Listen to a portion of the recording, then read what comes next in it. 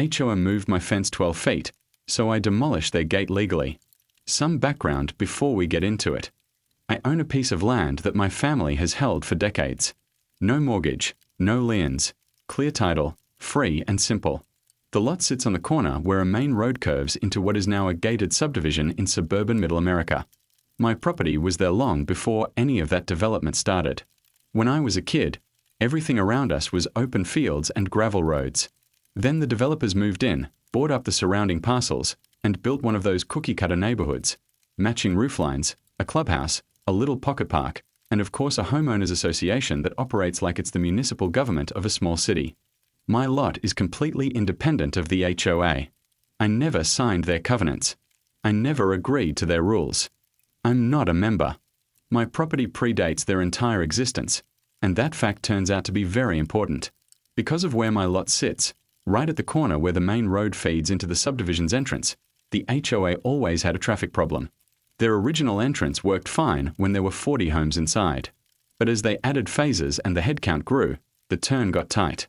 There were complaints about sightlines, a couple of fender benders, the usual suburban drama. So the board started talking about a redesign, wider entry, straighter approach, new brick columns, a motorized security gate with a resident keypad, LED accent lighting, fresh landscaping. The whole upscale community from the real estate brochure look, even though the houses inside were pretty standard construction.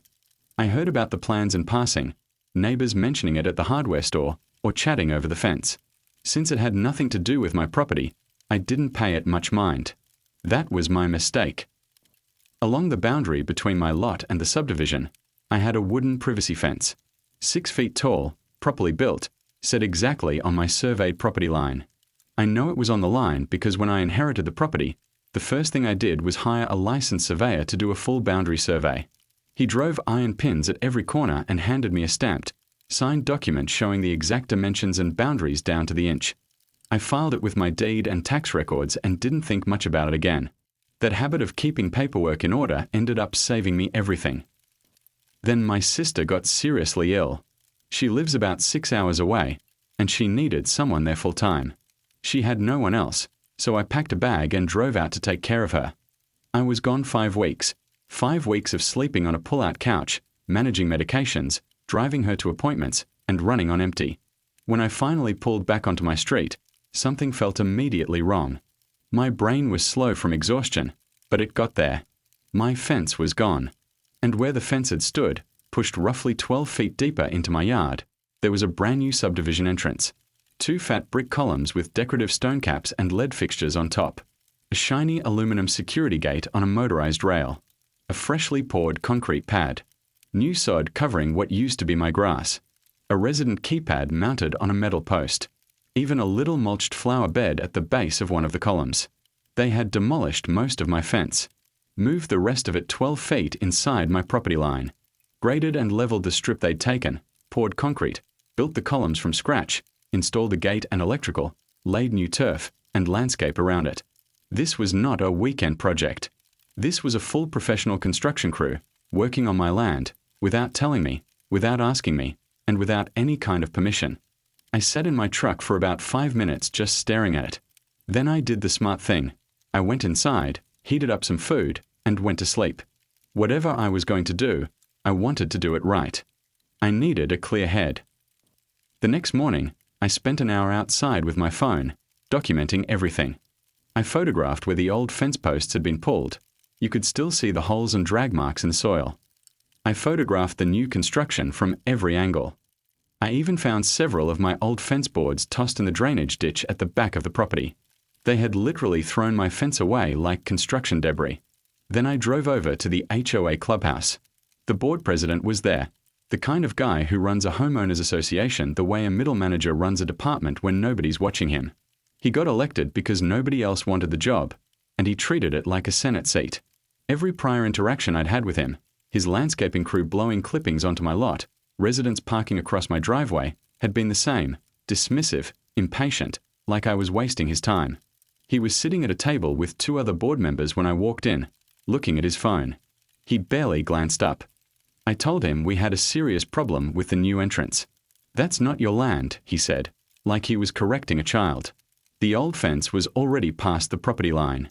The contractors measured it and corrected the boundary when they built. The woman next to him nodded. I told him that was incorrect. I had an official survey showing exactly where the boundary was, and the new entrance was approximately 12 feet inside it. He waved his hand. Look, the concrete is poured. The gate is installed. The project is done. We spent a lot of money on this. Honestly, you should be thanking us. A nice entrance next to your property probably bumped your land value. I asked whether they had commissioned an independent survey before construction. He looked at me like I'd asked something absurd. The contractors are professionals. They eyeballed the line, and it looked right. We didn't need to spend money on a survey for something that obvious. They had eyeballed a property line for a $40,000 construction project. I let that sit for a moment. Then I told him flatly, eyeballing is not a legal measurement. What they built was sitting on my land. It needed to come down. He leaned back, crossed his arms, and gave me a smirk I still remember clearly. So what are you going to do? Sue us? Go ahead. You'd spend years in court and thousands in legal fees. By the time a judge looks at it, we'll have been using that entrance so long, we might just claim adverse possession. Good luck with that. I didn't raise my voice. I didn't argue. I said, okay, thanks for the conversation, and walked out. I think he expected me to either cave or blow up. The fact that I just left calmly probably should have worried him more than either of those options. When I got home, I got on the phone. First call, the county building permits office. Someone had pulled a permit for the entrance construction, but the approved site plan showed the new entrance being built entirely on the subdivision's common area. Nothing on the plan showed construction extending onto my lot. So either the HOA submitted a false site plan, or the contractor deviated massively from it, or both. Either way, the permit did not authorize a single shovel on my property. Second call, my surveyor. He came out 2 days later, drove in new stakes with bright pink flagging tape, and confirmed the boundary was exactly where the original survey said it was. The columns, the gate track, the concrete pad, the new sod, all of it clearly on my side of the line. Third call, an attorney. I had one specific question. If someone builds a structure on my property without my permission, do I have the legal right to remove it myself? The answer was yes. As the property owner, I had every right to remove unauthorized structures from my land. The lawyer recommended sending a written demand first, but confirmed that legally, I didn't have to. I thought about sending a letter. I genuinely did. But then I remembered the president sitting in that chair, smirking, telling me to go ahead and sue, telling me they'd claim adverse possession, telling me I should be grateful they took 12 feet of my yard. And I decided a letter wasn't going to teach this man anything. That Friday, I called a heavy equipment rental yard about 20 minutes away. I rented a skid steer with a demolition bucket, a compact machine with a heavy steel bucket on the front that can push, scrape, lift, and take apart just about anything that isn't reinforced structural steel. I've run them before doing cleanup work on a relative's property, so I was comfortable behind the controls. They delivered it Friday evening on a flatbed. I parked it in my yard and went to bed. Saturday morning, alarm at 5:15. I walked the line one more time in the early dark, confirmed the pink stakes, satisfied myself I knew exactly where my property ended and theirs began. Then I put on my work gloves, climbed in, and fired it up. Starting that engine at 5:30 on a Saturday morning is not something the neighborhood appreciated. But I mean, what can you do? I started with the brick column closest to my side. The bucket caught it about 2 feet up and the whole thing came apart like it was made of chalk. Bricks scattered. Mortar chunks flew across the new sod. The decorative stone cap fell and shattered on the concrete pad. I angled the bucket under the gate track and ripped it out of the concrete. The metal screamed and bent. The gate crumpled off its rails. I worked along the property line systematically, demolishing and scraping everything that sat on my side of those pink stakes. The concrete pad cracked into slabs as I pried the bucket edge underneath it. The sod came up in sheets. The electrical conduit for the keypad and gate motor tore out of the ground, trailing wire. I was careful and methodical. Everything on my side of the stakes came down. Everything on their side, I didn't touch. Not one brick, not 1 inch of concrete. By 7:30, with the sun finally up, I had a heap of shattered brick, broken concrete, torn sod, and loose wire sitting in my yard. The portion of the entrance that was actually on HOA property stood untouched. but it looked pathetic. One brick column standing alone with exposed rebar and severed wires where the gate used to connect. Half a concrete pad ending in jagged broken edges. A gate track that ran 3 feet and stopped at a wall of rubble. It looked like someone had started building an entrance and then simply given up. I turned off the machine, climbed down, grabbed a bottle of water, and sat on my front porch to wait. It took 7 minutes. The HOA president came down the street at a full sprint, in his bathrobe and slippers, screaming before he was close enough for me to make out the words. When he reached the rubble, he stopped dead. His mouth fell open. He stood there for about 10 seconds, staring, his brain visibly failing to process what he was looking at. Then he turned to me and lost it completely. "What did you do?" "That's HOA property. That gate cost us $40,000. I'm calling the cops. You're going to jail. Do you hear me?" I didn't say a word. I sat there sipping my water. He yanked his phone out and dialed 911, screaming at the dispatcher that his neighbor had destroyed HOA property with heavy machinery and needed to be arrested immediately for vandalism and criminal destruction of property. 15 minutes later, 2 patrol cars pulled up. The officers stepped out and the president met them in the street, arms waving, pointing at me, pointing at the rubble, talking so fast he was tripping over his own words.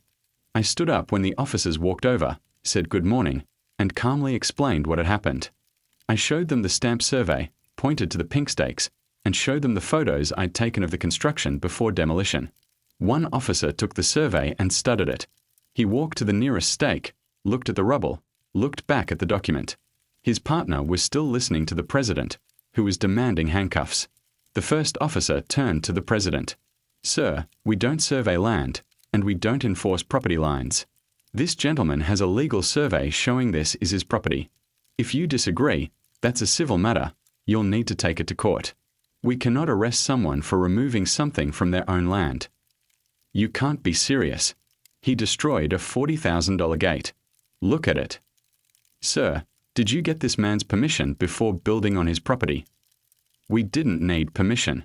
The contractors said the line was further back." "Did you have an official survey done?" Silence. "I'd recommend speaking with your attorney.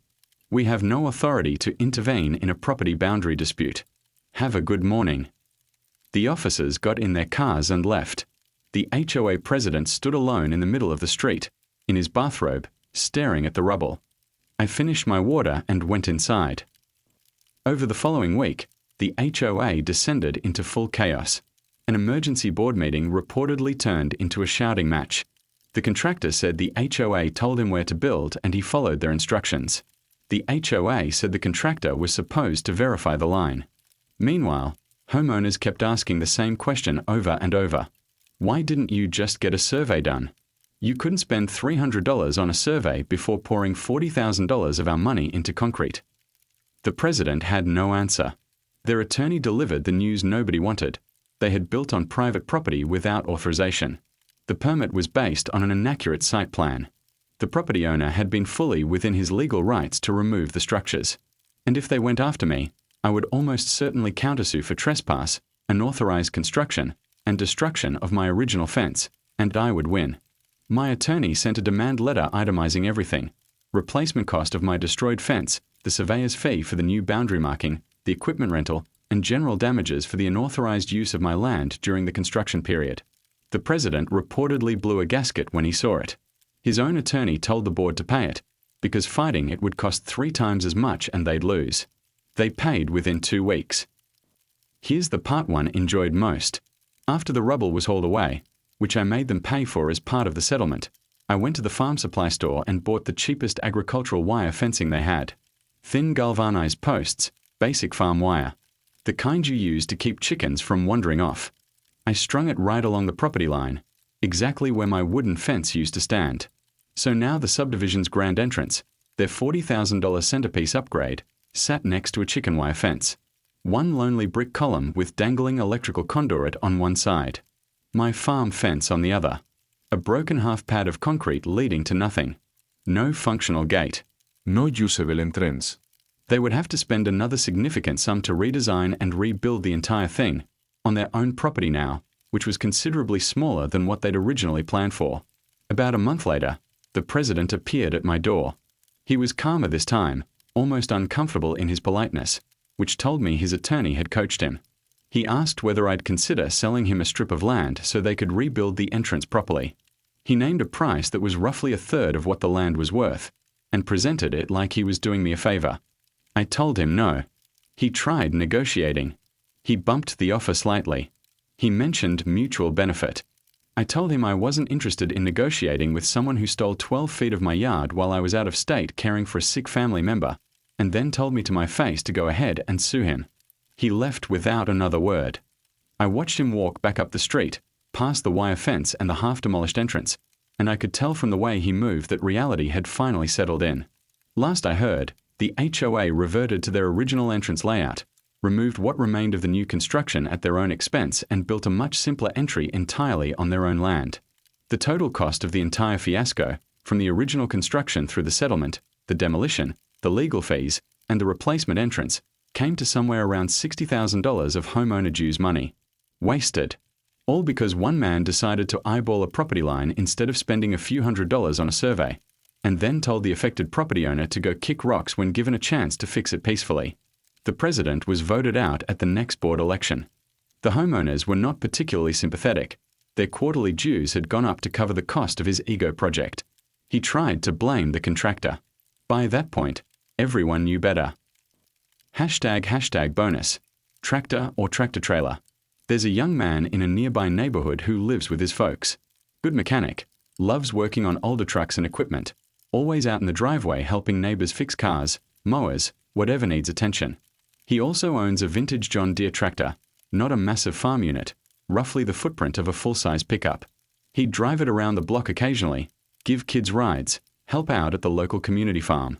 He parked it on the street beside his house. His neighbor across the street didn't like it and called the police. Officers came out, told him the tractor couldn't stay on the street, not street legal for parking purposes. So he parked it on his lawn for a while.